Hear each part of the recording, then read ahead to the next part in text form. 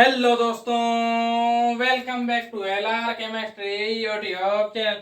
Chemistry की रंगीन दुनिया में आपका स्वागत है। केमिस्ट्री के इस चैनल में मिलेंगे केमिस्ट्री के अमेजिंग से क्वेश्चन आंसर, उनको सॉल्व करने के लिए धमाकेदार ट्रिक्स और साथ ही साथ कुछ विजुअलाइजेशन के साथ अमेजिंग से फैक्ट। तो दोस्तों, इन सभी चीजों की जरूरत है तो प्लीज मेरे चैनल को सब्सक्राइब कीजिए और बेल आइकन को ऑन कर लीजिए और साथ साथ जो अपने इस वीडियो को लाइक कीजिए और शेयर कर लीजिए अपने दोस्तों तक।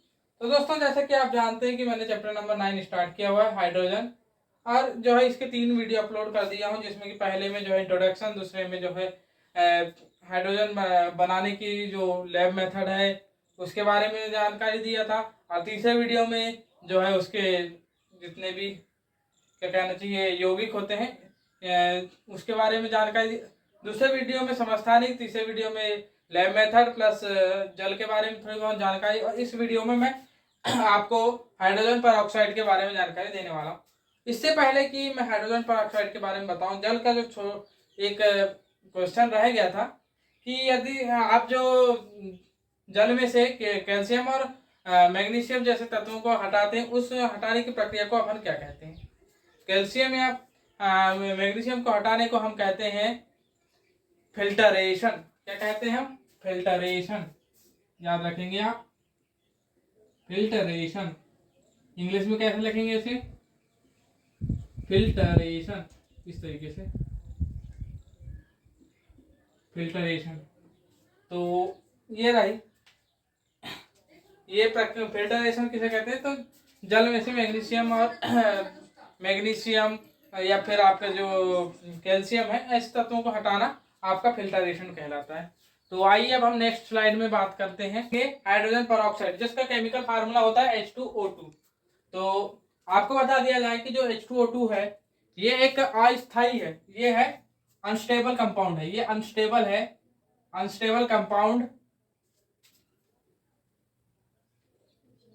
ऑफ हाइड्रोजन, अस्थायी कंपाउंड है। मैं आपको बता दूं हाइड्रोजन का कह दें या फिर इसी को कह दें ऑक्सीजन का। तो साथ ही साथ आपको बताना चाहता हूं कि मोस्ट ऑफ द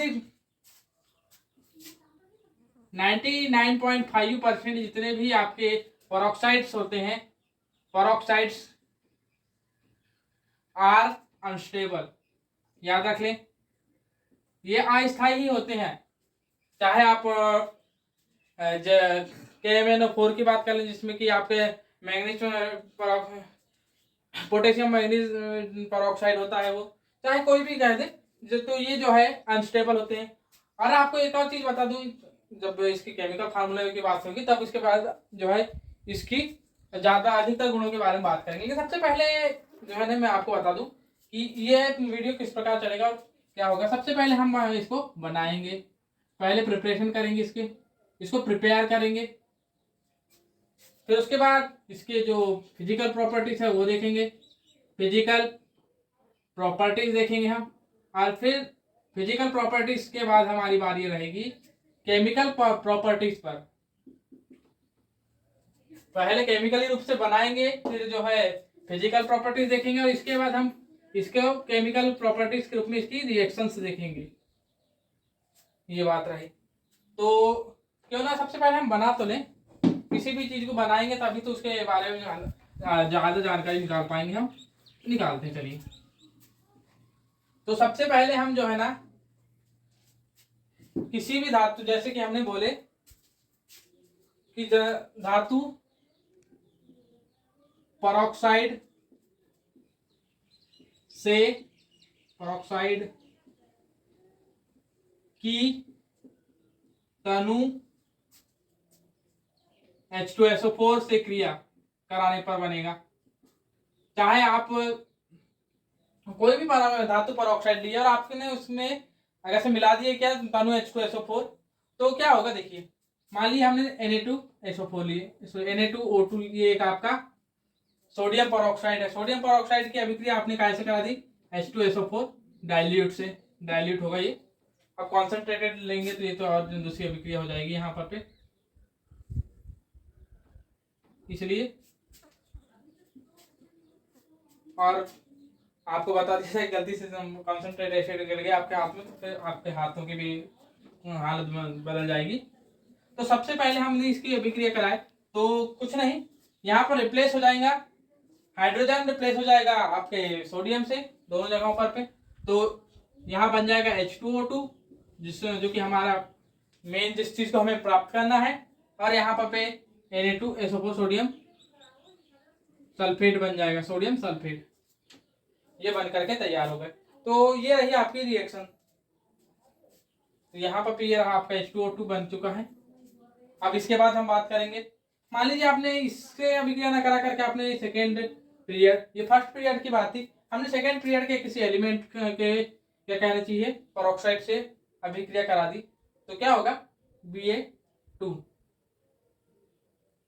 Ba2 होता है ना इसका, हाँ BaO2, इसके H2O 8 H2O रहेंगे, 8 H2O की अभिक्रिया आपने फिर से H2SO4 से करा दी, और ये भी जो है आपका डाइल्यूट ही होना चाहिए। तो यहाँ पर आपको 8 H2O अलग हो जाते हैं क्या, जी हाँ। तो यहाँ H2O2 तो प्राप्त होगा ही होगा, साथ में H2O,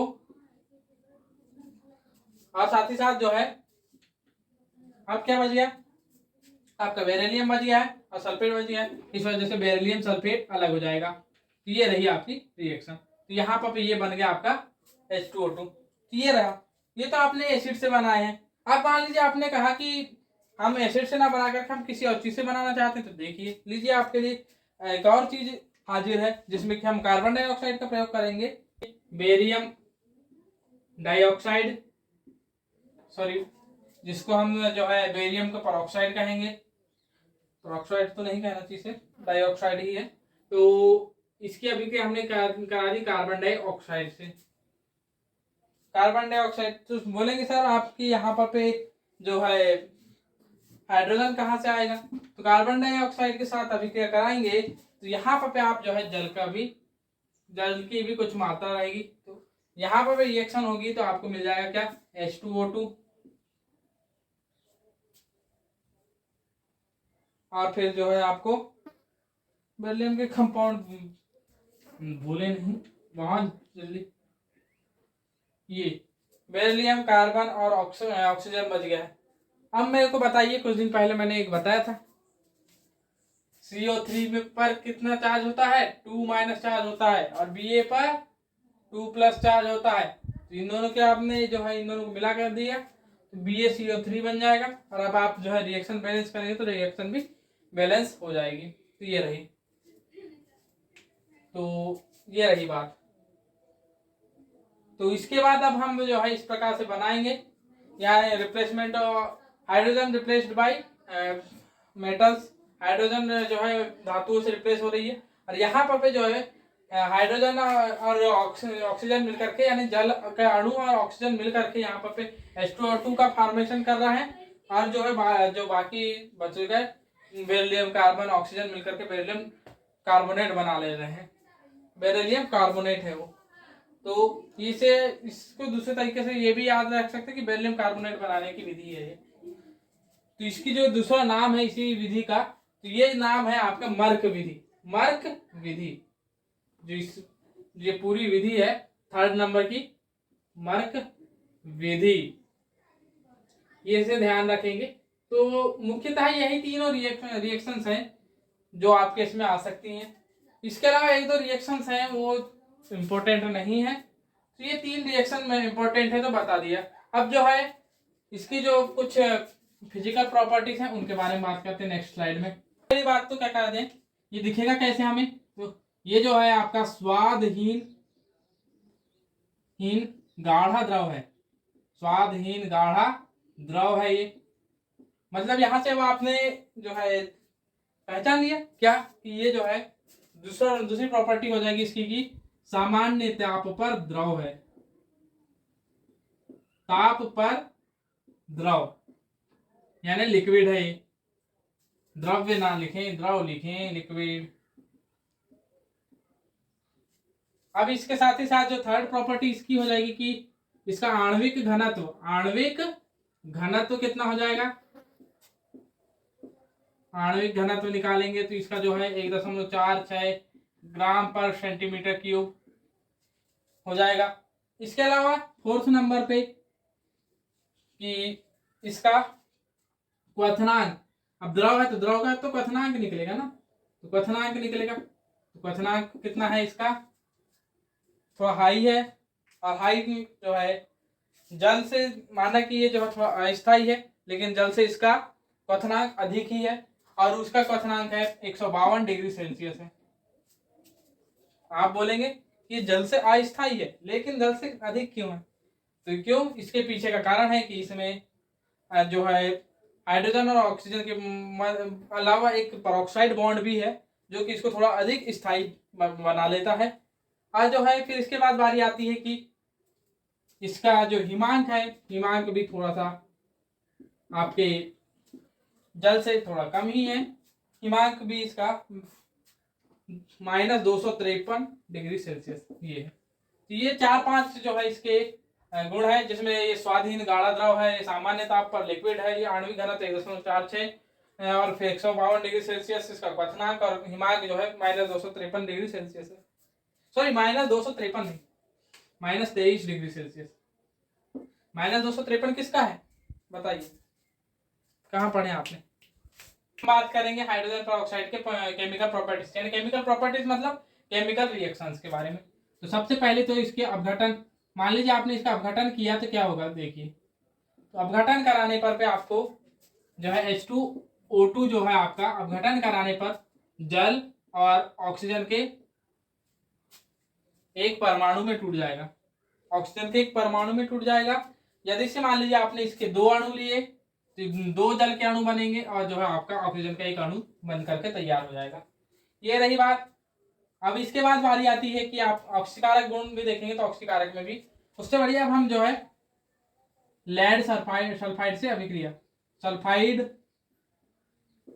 से अभिक्रिया, और जो है ऐसी अभिक्रियाएं जो है आपके कॉम्पिटेटिव एग्जाम्स में काफी काम की होती हैं, जैसे कि लेड सल्फाइड से हो गया या फिर किसी से भी। तो यहाँ पर आप ध्यान रखें कि अब जो है मैं जो चीज बताना चाह रहा था कि जो है आपका ये अस्थायी है, अस्थायी है तो जो है जो सबसे मेन चीज है, इससे क्या सबसे स्थायी चीज क्या बन करके निकल रही है, आप देख रहे हैं जल, जल का अणु बन करके बाहर निकल रहा है, और जो है उसके कारण एक जो है ऑक्सीजन परमाणु रिलीज हो जा रहा है। तो एक ऑक्सीजन परमाणु रिलीज हो जा रहा है, तो सबसे पहले जो है ना ये ऑक्सीजन परमाणु अन्य जो अणु उसके साथ उपस्थित है उनसे अभिक्रिया कर लेता है। याद रखें, सबसे पहले आकर के वो इसी चीज का काम करेगा कि जैसे कि आपने ये लेड सल्फाइड लिया, आपने PbS लिया, PbS लिया, इसमें आपने क्या किया, आपने H2O2 डाला इस तरीके से। तो यहाँ पर पे जो है PbSO, अब यहाँ पर एक से बता दूं, और यहाँ पर सबसे पहले तो PbS तो जैसा कहता है ऐसा है, और जो है ये सबसे पहले तो H2O बनाने की कोशिश करेगा, ये ध्यान रखेंगे। ये तो आपने कर दिया, लेकिन यहाँ पर हम जानते कि और साथ साथ जो है ये खुद का अपचयन करेगा, ये इसका ऑक्सीकरण करेगा, मतलब कि आपका जो H2O2 है या फिर कहना चाहिए हाइड्रोजन पेरोक्साइड, वो बहुत ही अच्छा जो है ऑक्सीकारक है। और इसी के साथ बताना चाहूंगा मैं आपको कि आपके जितने भी पेरोक्साइड हैं वो बहुत अच्छे ऑक्सीकारक होते हैं, चाहे आप जो KMnO4 है, KMnO4 भी एक पेरोक्साइड है जिसका पोटेशियम में मैग्नेट, पोटेशियम पर मैग्नेट, पोटेशियम पर मैग्नेट, तो पर शब्द आ गया, मतलब ये पेरोक्साइड है। जब ये पेरोक्साइड है तो आप खुद जानते हैं कि इससे बढ़िया आपको ऑक्सीकारक मिलेगा नहीं कोई। आप खुद ही आप जो है किसी भी लैब मेथड में या फिर किसी भी लैब असिस्टेंट से पूछेंगे कि सबसे बेस्ट आपको ज़्यादा उसमें कोई हानि ना हो, कुछ ना हो, तो सबसे बेस्ट आपको कोई ऑक्सीकारक को देगा तो आपको वो KMnO4 ही देगा, मतलब ये पेरोक्साइड है एक प्रकार का।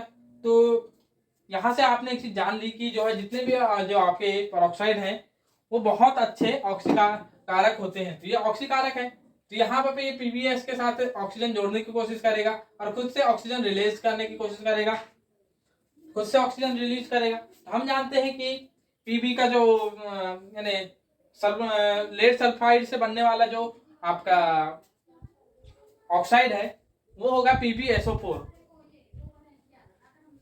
लेड सल्फेट, ये है लेड सल्फेट। तो लेड सल्फेट बनेगा, हम जानते हैं। तो यहाँ पे 4 ऑक्सीजन आए हैं, यहाँ 4 ऑक्सीजन रिलीज होंगे, इस वजह से यहाँ 4 आ जाएगा, और यहाँ पर हम रिएक्शन बैलेंस करना चाहेंगे तो 4H2O ये बन गए। ये बात रही, मतलब कि बहुत अच्छा ऑक्सीकरण का गुण दर्शाएगा। इसी तरीके से जो है आपने मान लीजिए आपने जो है पोटेशियम मतलब Ki से अभिक्रिया कराएंगे तो देखिए, तो Ki प्लस H2O2 आपने इसे इस तरीके से अभिक्रिया कराए तो यहाँ पर पे 2Ki, अब यहाँ पर पे 2KOH, यहाँ पर पे से I2 आपका निकल के बाहर हो जाएगा। अब यह यहाँ क्या हो रहा है, तो यहाँ पर पे से आपका ऋणात्मक, किसी भी चीज से ऋणात्मक उसका बाहर निकलना, और आपको तो कमेंट करके मुझको बताएंगे कि किसी भी इससे यहाँ पर ऋणात्मक चीज बाहर निकल रही है या धनात्मक, जो भी चीज यहाँ पर दोनों चीजें हो रही है, मेरे को आप ये बताएंगे कि I2 का यहाँ पर क्या हो रहा है, अपचयन हो रहा है या ऑक्सीकरण हो रहा है, ये बताएंगे मुझे। तो I2 का भी बताएंगे और पोटेशियम का भी बताएंगे आप। वैसे तो पोटेशियम का बताने की जरूरत नहीं है, वो तो वहाँ पोटेशियम का कुछ नहीं हो रहा है, लेकिन यहाँ I2 का हो रहा है, तो I2 का क्या हो रहा है, ऑक्सीकरण या अपचयन, ये बताना है आपको। तो इसके बाद हम बात करेंगे इसी के साथ अगली अभिक्रिया, जैसे कि हमने KNO2 से कराए, एक बहुत सारी अभिक्रिया तो आपकी जो है बुक में दी हुई है, तो कुछ नहीं, जितनी भी अभिक्रिया हैं वहां पर जैसे KNO2 है, KNO2 में जो है आप जोड़ेंगे तो क्या हो जाएगा, KNO2 में तो KNO3 बदल जाएगा। कहने का मतलब देखिए कि KNO2 से करेंगे आप अभिक्रिया तो क्या होगा, KNO2 प्लस H2O2, तो क्या हो जाएगा यहाँ पर पे प्लस I2 यहाँ लिख दिया हमने, तो यहाँ पर पे क्या हो जाएगा, हमने तो अभी बताया आपको कि सामने वाले पदार्थ का जो है ये ऑक्सीकरण कर देगा, तो KNO2 से यहाँ एक और जो है ऑक्सीजन जुड़कर KNO3 हो जाएगा, और यहाँ पर भी जल का एक अणु बन जाएगा। बस मतलब कुल मिलाकर के आपको यहाँ पर कोशिश करना है कि एक जल का अणु बना ले। आप अधिकतर अभिक्रियाओं में यही कोशिश करेंगे कि आपको एक जल का अणु बनाने की कोशिश करना है और सामने वाले पदार्थ का ऑक्सीकरण करने की कोशिश करना है। कुछ जो है एक्सेप्शनल जो रिएक्शन है इसकी वो बता दूं मैं आपको। एक्सेप्शनल चीजें नहीं है, अब मैं जो है जो मोस्ट ऑफ दी केस आप जो है ऑर्गेनिक रिएक्शंस पढ़ते हैं, तो कार्बनिक पदार्थ जैसे कि HCO HCHO ये क्या है आपका बताइए, तो मैं बता दूं आपको कि फार्मेल्डिहाइड है, ये फार्मेल्डिहाइड आपने मान लीजिए इसका जो है इसे ला लिया, से अभिक्रिया कराएंगे फार्मेल्डिहाइड से, तो देखिए HCHO प्लस H2O2, तो क्या होगा, ये जो है आपका फार्मिक अम्ल बना देगा HCOOH। क्योंकि अब मैं आपको इसी के साथ जो है जब आपकी जो ऑर्गेनिक केमिस्ट्री चलेगी उस समय जो है किससे ऑक्सीकरण होने पर क्या बनता है और किससे अपचयन होने पर क्या बनता है, ये एक जो है चार्ट के सहारे आपको बता दूंगा। तो ये देखिए H2O, तो इस तरीके से जो है आपको H2O बनाने की सबसे पहले कोशिश करनी है। अब इसके अलावा एक और गुण है इसका कि ये जो किसी भी रंगीन पदार्थ से जब भी क्रिया यानी इस पर जो है रंगीन पदार्थों पे जैसे हाथी दांत हुए या कुछ ऐसी चीजें हुई, तो रंगीन पदार्थों पर इसे छिड़कने पर पे उसे रंगहीन कर देता है। रंगीन पदार्थ में H2O2 डालने पर सामने वाला पदार्थ जो है रंगहीन हो जाता है, कोई साइड प्रोडक्ट नहीं बनता है, ये याद रखें, कोई साइड प्रोडक्ट नहीं बनेगा यहाँ पर पे। तो ये रही कुछ स्पेशल रिएक्शंस। अब हम बात करते हैं हाइड्रोजन पेरोक्साइड के संरचना के बारे में, स्ट्रक्चर के बारे में, कहते हैं हाइड्रोजन पेरोक्साइड के स्ट्रक्चर के बारे में। तो यहाँ पर दो वैज्ञानिकों ने अपनी अलग अलग स्ट्रक्चर्स दी थी, जिसमें कि एक किंगजेट की जो स्ट्रक्चर है वो आप इस तरीके से देख सकते हैं, जिसमें कि दो हाइड्रोजन ऑक्सीजन से जो जल में जैसे जुड़ते हैं वैसे जुड़े हुए हैं, और एक जो अलग से एक एक्स्ट्रा जो ऑक्सीजन है वो अपने दूसरे ऑक्सीजन परमाणु से उपसह संयोजक बंध द्वारा जुड़ा हुआ है। मतलब कि यहाँ पर जो दो इलेक्ट्रॉन युग्म है ये इस ऑक्सीजन परमाणु के, वो दान दिए जा रहे हैं इस ऑक्सीजन को, ऐसा बताया जा रहा है। अब इसके पीछे का कारण ये है कि हम पिछले जो रिएक्शंस है उनमें देखे कि ये बहुत अच्छा ऑक्सीकारक है। अब ऑक्सीकारक है इसका मतलब कि ऑक्सीजन बहुत अच्छा आसानी से दे सकता है। आसानी से दे क्यों हो सकता है? क्योंकि ये उपसंयोजक बंध से जुड़ा होगा, इस वजह से और बाकी दोनों सहसंयोजक बंध से जुड़े होंगे, इस वजह से वो ऑक्सीजन रिलीज नहीं होता और ये आसानी से रिलीज हो जाता है। ये बात कही गई थी किंग जेट द्वारा। जबकि जो बायर जो अपने वैज्ञानिक हैं उन्होंने बोला कि ओपन बुक टाइप की जो स्ट्रक्चर है उसमें रहता है। अब ओपन बुक यहाँ पे आपको समझ में नहीं आ रहा होगा ओपन बुक किस प्रकार है, कैसा क्या है, इसको थोड़ा अच्छे से जो है बताऊंगा। और इसमें बॉन्ड एंगल कितना होता है, बॉन्ड लेंथ कितनी होती है, ये भी बताई जाएगी। लेकिन सबसे पहले बात करते हैं हम यहाँ पे बायर जोन के बाद। तो इसके पीछे का जो सबसे पहला कारण जो दिया गया था कि ये जो है, इसके पीछे का कारण जो दिया गया है हम यहाँ पर लिख देते हैं। रीजन रीजन जो दिया गया है, बेटर ऑक्सीडेंट, बस यही एक कारण है, उसके अलावा दूसरा कारण नहीं है। जबकि इसमें इसका जो स्ट्रक्चर है जो बायर ने दी है, इसके पीछे के कई रीजन है, जिनमें से प्रमुख है पहला वाला रीजन, लिख देते हैं हम रीजन। फर्स्ट रीजन है आपका कि ये जो है द्विक्षारकीय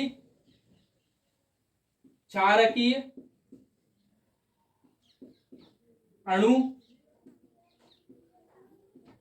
द्विक्षारकीय अणु है जो दो प्रकार से सल्फेट बना सकता है, दो प्रकार के सल्फेट बना सकता है। अतः इसमें दो जो हाइड्रोक्साइड्स होंगे, दो हाइड्रोक्साइड्स होंगे। द्विक्षारकीय अणु इसका मतलब कि दो OH समूह होंगे। द्विक्षारकीय मतलब क्षारक ही गुण कब दर्शाएंगे जबकि उसमें OH हो, ये बात है। इसके अलावा दूसरा कारण कि जो ये आपकी जो पेरोक्साइड है, पेरोक्साइड जो है आपके, एक मिनट रुकना,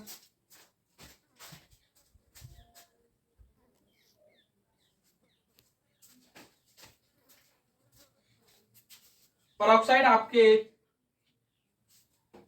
H2O2 की अभिक्रिया यदि से हम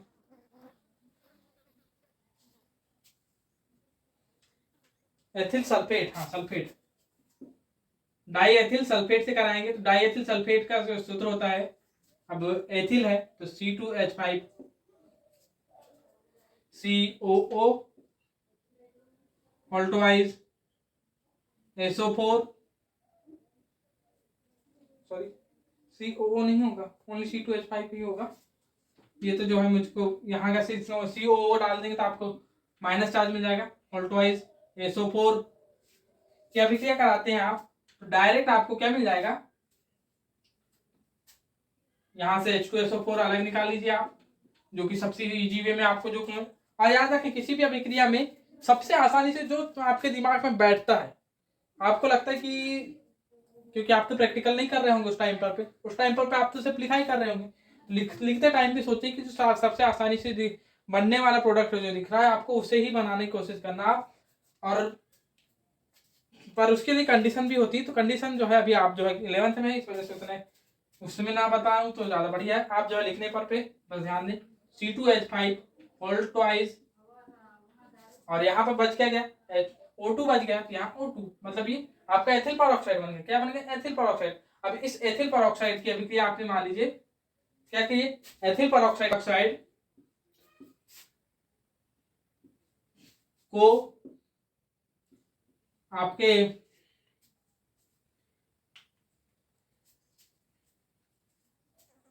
जस्ते और जिंक, जस्ता और जो है आपका एसिटिक अम्ल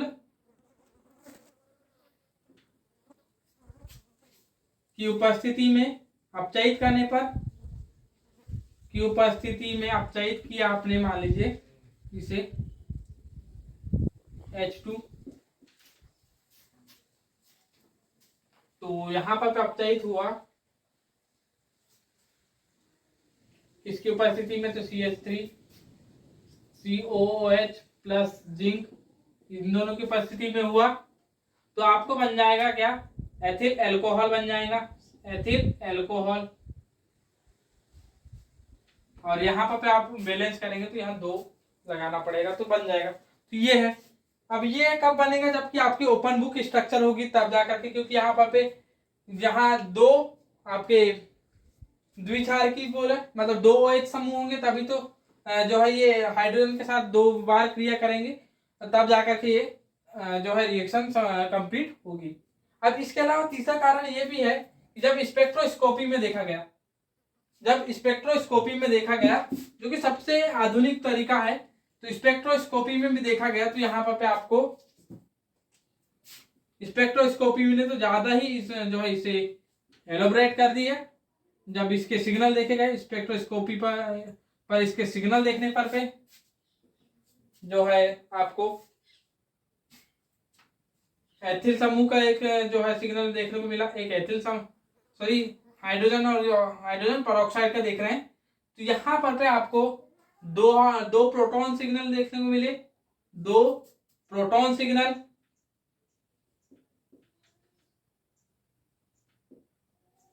इसे प्रोटॉन सिग्नल ना कह करके हमें हाइड्रोक्सिल सिग्नल कहना चाहिए। 2 हाइड्रोक्सिल सिग्नल देखने को मिल रहे, जो कि स्पष्ट करता था कि ये आपका यहाँ पर भी यही स्ट्रक्चर अवेलेबल है, क्योंकि इसी वजह से अब जो है आधुनिक टेक्निक्स में इसी अभिक्रिया इसी स्ट्रक्चर को माना जाता है। अब हम बात करते हैं इस स्ट्रक्चर में कैसा क्या, कौन से बॉन्ड लेंथ कैसा क्या है, सारी चीजों के बारे में। हाइड्रोजन, ऑक्सीजन, ऑक्सीजन और यहाँ पर भी ये है हाइड्रोजन, इस तरीके से है। तो यहाँ पर भी मैंने इस तरीके से यहाँ दे दिया। और ये इसके बाद जो है दूसरा इधर नीचे आएगा, जब नीचे आए दूसरा तो यहाँ पर भी हाइड्रोजन और ऑक्सीजन की तरफ एक तरफ से इधर ही जाएगा, और जो ये ऑक्सीजन हाइड्रोजन की तरफ आ रहा है तो ये वाला इस तरीके से नीचे जाएगा। ये आपको 3D में जो है इमेजिन करना पड़ेगा, ये जो है 3D में इमेजिन करने वाला स्ट्रक्चर है। तो मैं इसे इस तरीके से यहाँ नीचे लाया, इसे भी इस तरीके से नीचे लाया, और जो है ये भी थोड़ा ज्यादा ही, इसे थोड़ा ज्यादा ऊपर ले जाना पड़ेगा, इस तरीके से ऊपर। और ये देख लीजिए जब आप इसे भी थोड़ा ज्यादा ही ऊपर ले जाएंगे इस तरीके से, और ये इस तरीके से नीचे आएगा। तो ये देख लीजिए कुछ इस तरीके से होगा, जो कि 3D में इसे इमेजिन करना होगा आपको, तब जाकर के कुछ इस तरीके का दिखाई देगा 3D में।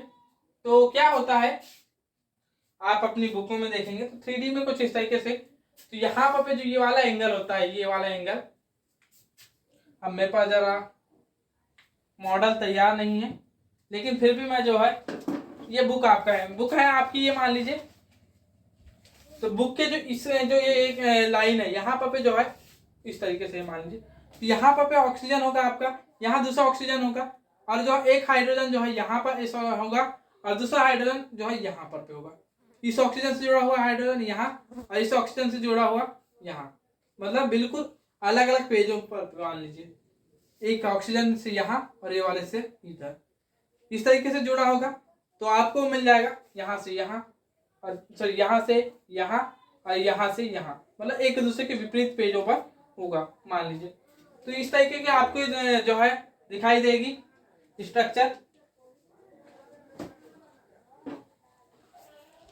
दूसरा तरीका मान लीजिए मैंने ये लिया, मान लीजिए आपका ये ऑक्सीजन यहाँ पर एक और एक यहाँ है, तो एक हाइड्रोजन इस तरीके से होगा यहाँ पर और दूसरा हाइड्रोजन उसी तरीके से नीचे इस तरीके से जुड़ा होगा, बिल्कुल इस तरीके से जुड़ा होगा। तो यहाँ पर जो है ये इस तरीके से ओपन बुक, अब इसे जो है 3D पर आप इमेजिन करेंगे इस तरीके से ये, और ये आपकी तरफ आते हुए दिखाई देंगे। अब जब इनको आप मिलाएंगे तो एक प्रकार से ओपन बुक जो है दिखाई देगी ये स्ट्रक्चर। तो आपको थोड़ी जितने तरीके से मैं बता सकता था उस तरीके से बता दिया, इस तरीके से लास्ट मॉडल तरीके से बताना चाह रहा हूँ, ये रही। तो इस तरीके से आपको जो है हाइड्रोजन पेरोक्साइड बना हुआ होता है, जिसमें कि जो बॉन्ड लेंथ है जो ये आपकी इस तरीके से मान लीजिए ये है, इस तरीके से ये बना हुआ है, ये बना हुआ है। तो यहाँ पर जो ये आपके ऑक्सीजन के मध्य जो बॉन्ड लेंथ है, मतलब कि जो ये वाली बॉन्ड लेंथ है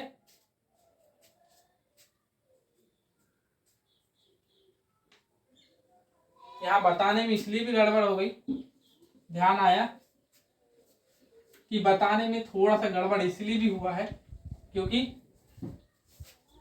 हाइड्रोजन यहाँ होगा, ऑक्सीजन यहाँ पर पे होगा, दूसरा ऑक्सीजन यहाँ होगा, और जो है हाइड्रोजन दूसरा वाला यहाँ पर हो जाएगा। अब आप इसे इस तरीके से बनाएंगे, ये वाला हाइड्रोजन इस तरीके से नहीं, यहाँ इस तरीके से होगा। तो ये वाला ऑक्सीजन यहाँ से यहाँ जा रहा है और दूसरा वाला जो हाइड्रोजन है वो यहाँ ऑक्सीजन के साथ कुछ इस तरीके से जुड़ रहा है, तो यहाँ ये इस तरीके से हो जाएगा। वैसे ही यहाँ पर पे भी ये यहाँ पर पे और ये यहाँ पर पे, ये दोनों आपस में इस तरीके से हो गए और ये इस तरीके से हो गए। बन गई आपकी स्ट्रक्चर ओपन बुक टाइप की। तो यहाँ पर पे जो ये वाला बॉन्ड एंगल है वो 97 डिग्री का हो जाएगा और ये वाला जो है आपका 94 का होगा। ये वाला बॉन्ड एंगल आपका 94 का होगा। मतलब कि जो ये वाले ऑक्सीजन के साथ जो बॉन्ड एंगल है वो 97 डिग्री का होगा और ये वाले जो ऑक्सीजन के हाइड्रोजन के साथ है वो 94 डिग्री का होगा।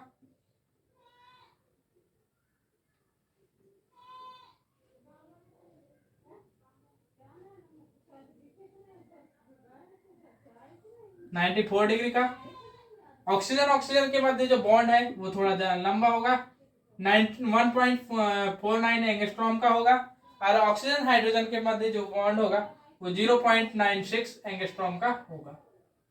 तो ये रही इसकी स्ट्रक्चर। अब इसके अलावा जो कुछ परऑक्साइड अपवाद वगैरह कुछ यहाँ पर कुछ और है नहीं है, आपकी बुक में कुछ छूटा नहीं है। बस ये याद रखें कि ये जो है आपका ये हाइड्रोजन परऑक्साइड जो है एक अच्छा ईंधन है, अच्छा नहीं बहुत अच्छा ईंधन है, बहुत अच्छा ईंधन है। तो ये भी याद रखें। बस इसके जो ईंधन की इस प्रकार का ऐसा क्या होता है, तो ये आपके शायद 12th में है, जो आपके विद्युत रासायनिक सेल वाले चैप्टर में एक सेल है उस पर जो है इस ईंधन के बारे में है, तो उस समय उसको पढ़ लेंगे। और कुछ आधारभूत तथ्यात्मक प्रश्न है जिसमें कि अशुद्ध जिंक से हाइड्रोजन तीव्रता से बनती है क्यों, तो इसके पीछे का कारण होता है आपका किस जो क्या है क्वेश्चन, अशुद्ध जिंक से हाइड्रोजन गैस तीव्रता से बनती, क्योंकि याद रखें कि अशुद्ध जो धातुएं हैं वो जो है आसानी से अपचयित ऑक्सीकृत हो जाती हैं, आसानी से बहुत ही आसानी से ऑक्सीकृत हो जाएंगी। इस वजह से जो उन पर जो अम्ल डालेंगे तो अम्ल से क्रिया करके बहुत ही आसानी से हाइड्रोजन विस्थापित कर देंगे। ऐसे ही कुछ जो क्वेश्चन है वो दिए हुए हैं आपके बुक में, तो उन्हें पढ़ लेंगे। और ये वीडियो ज़्यादा लंबा ना हो इसके लिए जय हिंद, जय श्री राम।